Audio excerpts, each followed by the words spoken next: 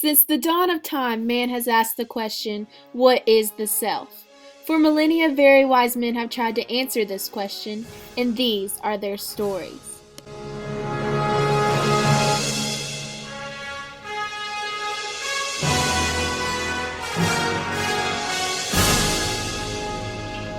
I am Socrates, the father of philosophy. Here in Greece, I am the head honcho of the intellectual community. But that doesn't really mean anything, though, because we don't truly know anything, but that's a matter for a different day. I'm here to teach you, my fine students, who you are. More specifically, what makes up yourself. I am of the firm belief that yourself has two distinct parts, a physical body and a soul. Your physical body is imperfect and bound to the earth. It is important, however, because it changes, holds your senses, and lets us interact with things on the earth. The soul, on the other hand, is perfect. It is an unchanging thing of beauty that transcends death and goes on forever. The soul also holds our ability to reason. Yes, this is truly the best explanation of what your self really is. Socrates, are you home? It's Plato. Yes, come in, my student. Hello, teacher. I just wanted to share lunch with you. I brought McDonald's. There's a McDonald's in BCE Greece? Yeah, they seem to be popping up everywhere. That they do. Well, come, let us eat. Oh, I'm sorry, students. I forgot my manners. This is my first and finest student, Plato. Do you mind if we grab a quick bite to eat? Are you sure? Well, if you insist.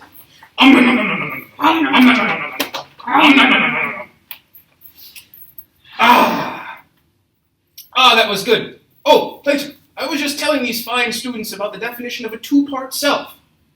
A two-part self? Yes, a two-part self. Well, that's not right. The self has three parts. No, it only has two, body and soul.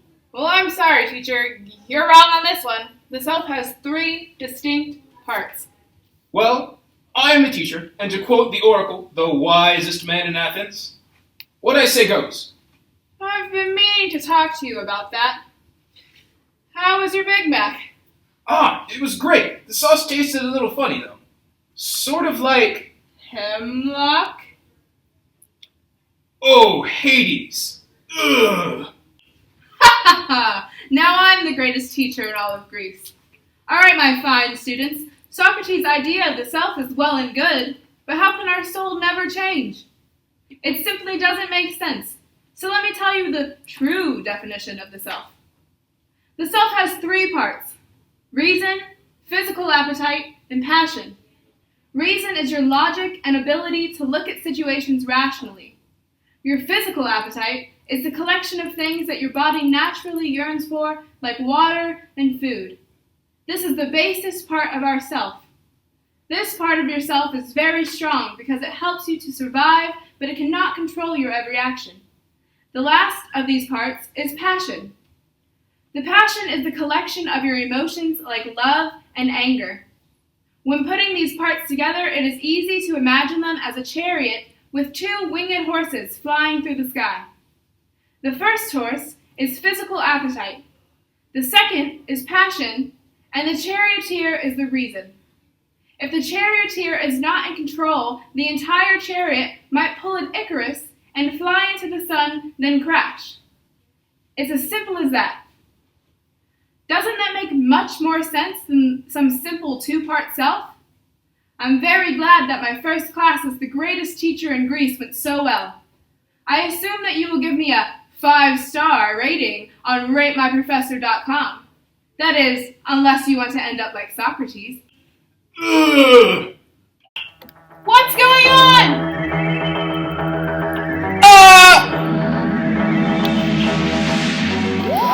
Sacre bleu! By Zeus's beard, who are you? I am René Descartes, the father of modern philosophy. Where am I? And who are you? You are in Athens, and I am the wisest man in all of Greece. Sacre bleu! You're... Yes, I know. Oh mon Dieu! I never thought I'd be standing before the great Socrates. Socrates? No, I'm the wisest man in Athens. Plato.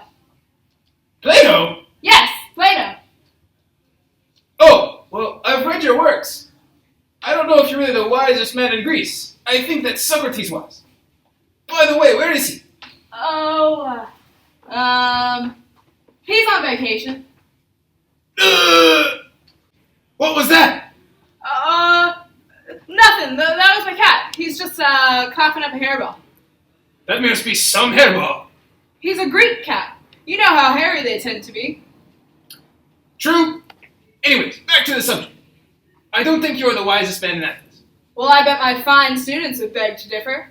I was just explaining the three-part self to them, and they seem to agree with me that I'm very wise in my definition.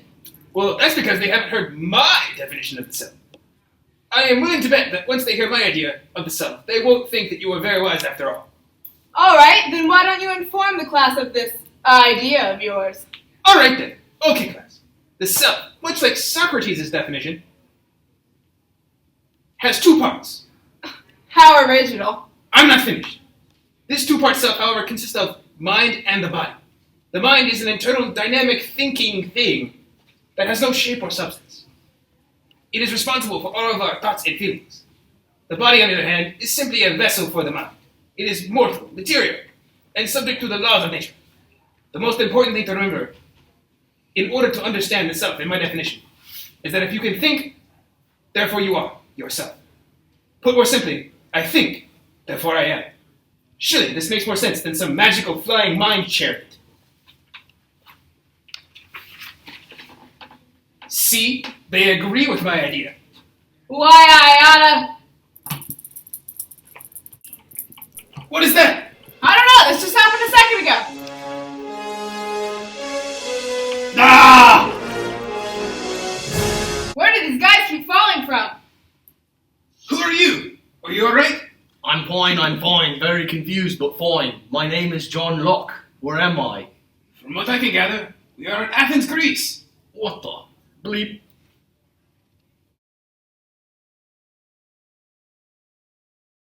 Hi, I'm John Locke. I'd like to take this time to apologize for my language. It was highly inappropriate for me to say something so vulgar in a classroom setting. I solemnly promise not to do it again. And now back to your previously scheduled puppet show.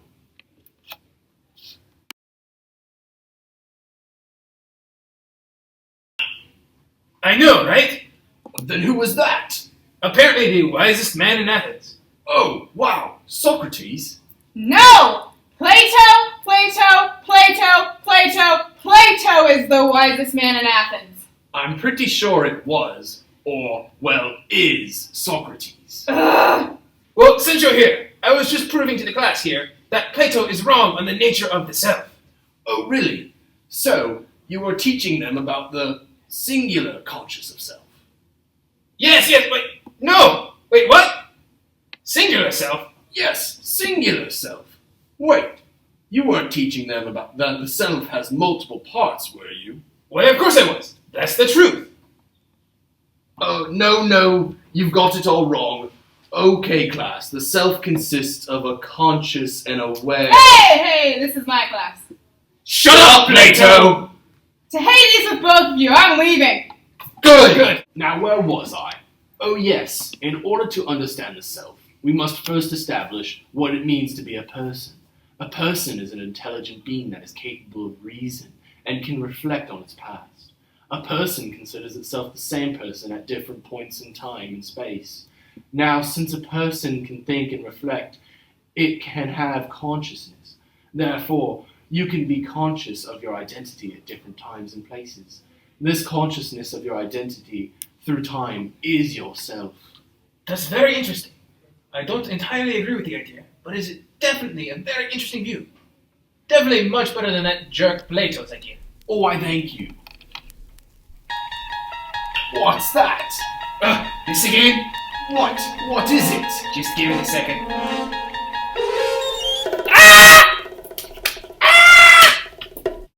Oh my, there are two of them. That's new. Great Scott, what was that? I don't know. There was a great flash and now we are here. Yes, but where is here? Welcome to Athens. Athens? How did we get to Athens? Wait, you're... Yes, I know. Rosie O'Donnell. How did you get to Greece? No! I'm René Descartes. Who are you two? Oh, sorry, it's the hair. Immanuel Kant. And this is David Hume. Is my hair really that bad? We're just chatting over lunch and now we're in Athens. How can that be? And what's this class doing here? I have no idea how you got here, but we are just teaching them about the self. Why would you do that? Why wouldn't we? Because there is no self. What? You heard me. There is no self. Okay, I have to hear this. Go ahead. Why don't you share with the class? Okay, I will. All right, class. Like I said, there is no self. Say it with me. There is no self.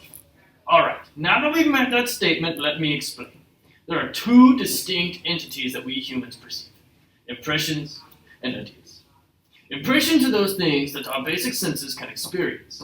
Examples of these would be fire or your pet dog. These objects have real form and substance. Ideas, on the other hand, are simply copies of impressions. Since these copies can't be perceived by our senses, they are once removed from reality, so they are not true. Now let's think. Can you feel what makes you you? Can you smell or taste it? No, you can't. That means yourself is simply an idea, and ideas are not real. Do you now see how yourself isn't real? That's all well and good, but if there's no self, then what's the point of living? Would society fall apart if everyone had no motivation to continue on since they aren't themselves? I'm still working on that part. Yeah, the whole no-self thing sounds pretty good until society collapses. Shut up. Well, since Hume got to explain his theory on the self, can I present mine? Might as well, seeing as we have no idea how to leave. True. We should hop on that. I'll make it quick then. First of all, there is a self. The self makes it possible to understand the ever-changing world around us and construct how we feel about things. In this definition, the self has two unified parts. These two parts consist of the transcendental self and the empirical self. The empirical self organizes all of your experiences and sense input and makes it understandable. Then the transcendental self analyzes these inputs, informs your thoughts and feelings on what you have perceived. It's like having one part put the puzzle together and then having the other form an opinion on the image. It's as simple as that. Very interesting, but how can you have two selves? Well, because they work so closely together that they are nearly indistinguishable if you do not look close enough. I really don't like the idea of two guys being in my head making puzzles. It was a simile. I don't like the idea of society falling apart because they are too depressed and soulless. Why, Ayana? Sacre bleu! Hey, break it up! There are students watching. We have more important things to worry about, like getting back to our own times. True, we need to figure out how to get back home. You're right. Sorry, Kant. It's okay, I started it. You're all still here? You're making it really hard to be the wisest man in Athens with all this disagreeing with me. Well, we don't want to be here any longer than we have to. Yes, we must get back to our own times and spread our ideas to our peers so that they can form their own opinion of the self. Well, you men must be hungry. Here, I brought you McDonald's. Woo! Big Macs!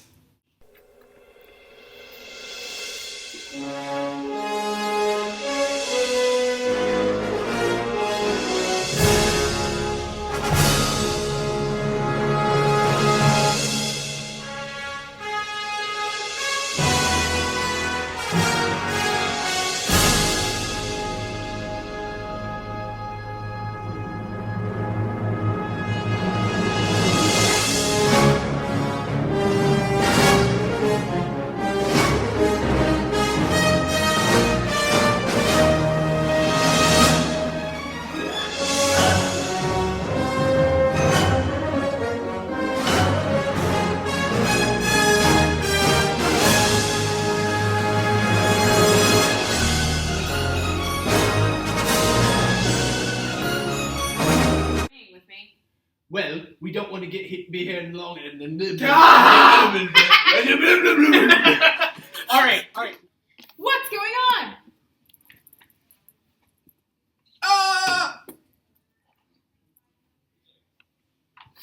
Nobody flickered the lights. Oh. No, That's later. Well, very interesting.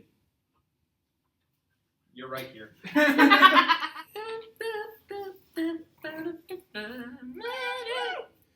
I almost wanted to write them a song. Look, it's following you. Just for the ending, have them.